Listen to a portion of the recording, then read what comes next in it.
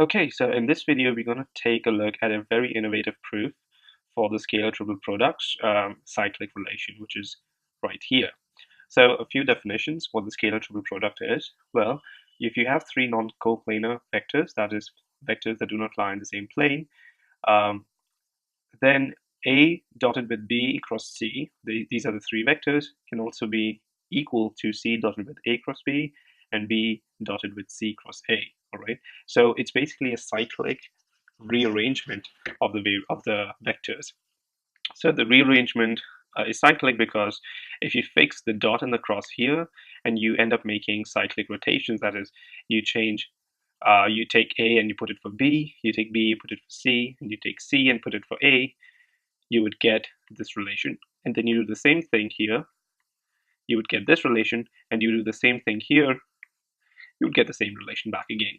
So the thing is, if you make cyclic rotations, then the scalar triple product doesn't change. That means whatever value that this expression will yield will be the same as what these two yield as well. So that is what the scalar triple product is. Now, why am I calling this an innovative proof? Is because usually in textbooks, what you'll find is they define the scalar triple product in terms of a volume for a 3D geometrical figure, just like a parallelogram, which has been extended in some height, and these sides are represented by A, B, and C, and this scalar triple product actually ends up giving you the volume contained in this geometric figure. Now they say that because these are just sides, taking them in any order of when they are transformed through cyclic arrangements will actually be the same. In fact, if you make non-cyclic arrangements, that is, if you take A and B and you say switch them, leaving C behind unchanged, then the scalar triple product would just be a negative of that. Okay, so those are just ways in which people end up proving how these three terms actually are the same. But what I'm going to show you is that you don't really have to go into this thinking, this reasoning through 3D geometry. You can actually use a more mathematical approach to actually explain why this is the case. And that's what I'm going to show you in soon. Okay, here we go. Okay, so here we have three non-coplanar vectors A, B, and C. And the way I've drawn them is that I have A and B on a plane that I call the AB plane, and I have C that doesn't lie in the plane, right? So that is the condition for non-coplanarity. You do not have to have all three of them in the same plane. So if A and B form one plane, then C cannot be in that plane. Or if B and C form one plane, then A cannot be in that plane. I haven't drawn the plane, but that's the logic still holds. All right, so the way I'm going to proceed on with the proof is I'm going to start by saying, well, since C doesn't lie in the plane, that means using the basis definition for describing a vector, so we can have C as something like alpha A plus beta B, and we would have another term with some other vector. So what I'm saying here is that I'm trying to represent C as a linear combination of the other two vectors, right? I'm just choosing C for the sake of convenience. You could also do the same with A and B, and the logic would still hold.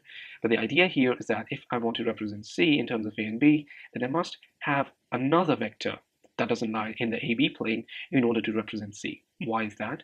Well, this component of C that actually lies in the AB plane, which would be something like this, if I drop a perpendicular like this, well, this vector can be defined by some linear combination of A and B, because this vector here lies in the AB plane. But this vector here, which is the dotted vector, cannot be described by any linear combination of A and B. So we must have a vector that doesn't lie in the plane in order to describe this component. So a very convenient vector that we can draw, we can assume, is the vector of A cross B. And if you remember from your rules about vector algebra, A cross B is in fact a vector which looks like this. So it would be a perpendicular vector, A cross B, and using the right-hand rule, you can actually just define which direction it would point. So this is A cross B. It would have some magnitude, but would be perpendicular to both A as well as B. Okay, so that's the idea. So now using these three constants, right, we can just describe what C can be in terms of A and B, and that's how we define a vector in terms of basis. Now remember, because this is a 3D problem, we are actually using three vectors which are non-coplanar. right? So A, B, and A cross B. So now what I want to do is I want to write the expression. So we have A dot B cross C, we have B dot C cross A, and we have C cross A, C dot A cross B. All right, these are all vectors, and that's important because without vectors, cross and dot do not really have any meaning. So I'm going to write these three expressions where C is substituted for this expression that we have written. Okay, so let me call this the first, let me call this the second, and this the third. So then we would have something of the following. So let's look at the first expression. That is A dot B cross C, right? So first let us evaluate this within the parentheses. That would be B cross C, right? And I can write B cross C as B cross this whole expression. So I'm going to do this by just stating this as it is. Plus gamma times, and for the sake of convenience, let me call A cross B as another vector, del. Okay, so del vector, capital delta. Okay, so what does that give me? Well, I can expand this and I can actually evaluate the cross product within the parentheses, which is what I'm doing here. Now, B cross A would be basically negative of delta, so I can just write it like that.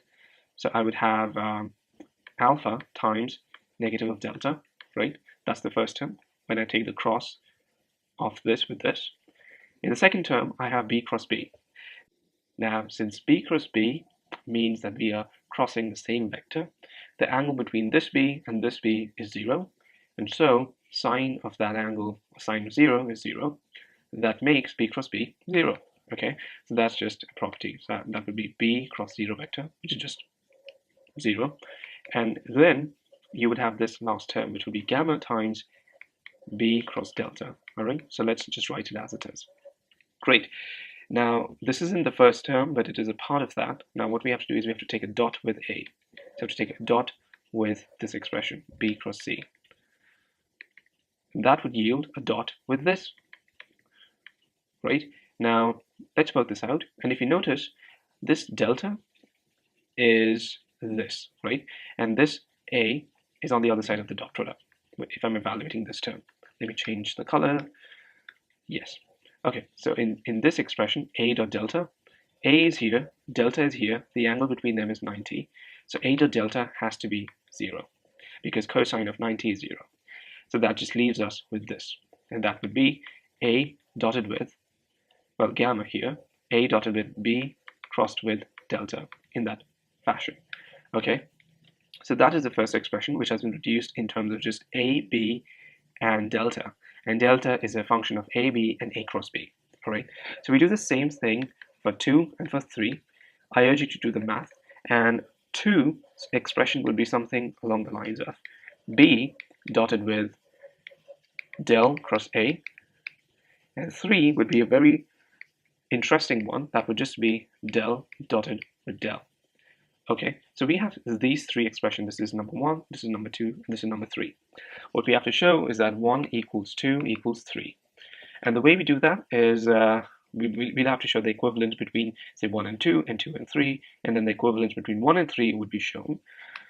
And so, in order to just reduce my work, what I'm going to say is, let us assume,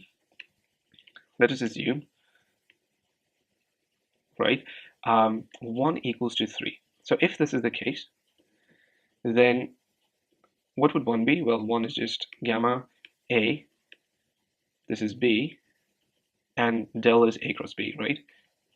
But with the brackets. Okay, they're all vectors, and this is equal to this, which is del dot del. You have gamma, del is A cross B, dotted with A cross B, right? So it's a very symmetric form here. So if we assume that this is true, then the gammas go away, right? And if why would the gammas go away? Well, because gamma has to be non-zero. Why? Because remember, C was non-coplanar, right? So the only way C will be non-coplanar if C has a perpendicular component here, and the perpendicular component perpendicular to the plane of A and B is A cross B. So this has to be non-zero, cannot be 0. This is required. right? So because this is non-zero, we can cancel this out. If this were non-zero, then we could not equate these. That's the idea. So if this is non-zero, then we can cancel this out, and we just have to equate these, this and this. Now, I do I do an interesting bit here, which is that I say, let me exchange B for A and A for B. Okay, and why I do that is because A and B are just variables, right? They don't really hold any significance. They're not constants. This, if this is true, this expression is true, it would be true for any two vectors, right? So it doesn't matter which vector I define as A and which I define as B. So if I do that, then I get on the on the right hand side, I get B cross A dotted with B cross A. You see, I've changed A for B, and I've changed B for A, and I've done the same here. These are all the vectors. And here I get B dot A crossed with B crossed with A. These are all vectors again. So if I switch A and B, does this side of the equation change? Well, A cross B is negative B cross A, right? And when I take a dot of it with itself, the negatives cancel out, and so this expression is the same as this expression. So that means there's nothing that has changed. That means if this is the same as this must be the same as that, right? And if I notice what this expression is really is, if you notice carefully, that is this expression too. So what I've shown here is that you just have to, just for the sake of clarity, A cross B, B cross A can be written as negative A cross B, right? So that's negative delta. And then A cross negative delta can be written as del cross A. So that would be just B dot del cross A, which is what 2 is, right? So what I've shown here, although a bit messy, is that if I prove that 1 equals to 3, then it holds that 2 equals to 3 automatically, because this is 2 and this still is 3. By changing A and B, this expression doesn't change. But this changes, so it's like saying, well, like 1 is the mirror image of 2, okay?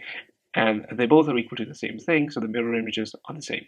So if I show that 1 is equal to 3, then it follows that 2 is also equal to 3, and so 1 equals 2 equals 3. So I just have to show 1 equals to 2. So I've reduced my workload. Rather than showing 2 equalities, I just have to show 1 equality, and that's what I'm going to do next. Okay, so here we go. Okay, so I've written down the statement that I have to show, which is this. Okay, and the way I'm going to do this now is that I'm going to further expand B as a function of A.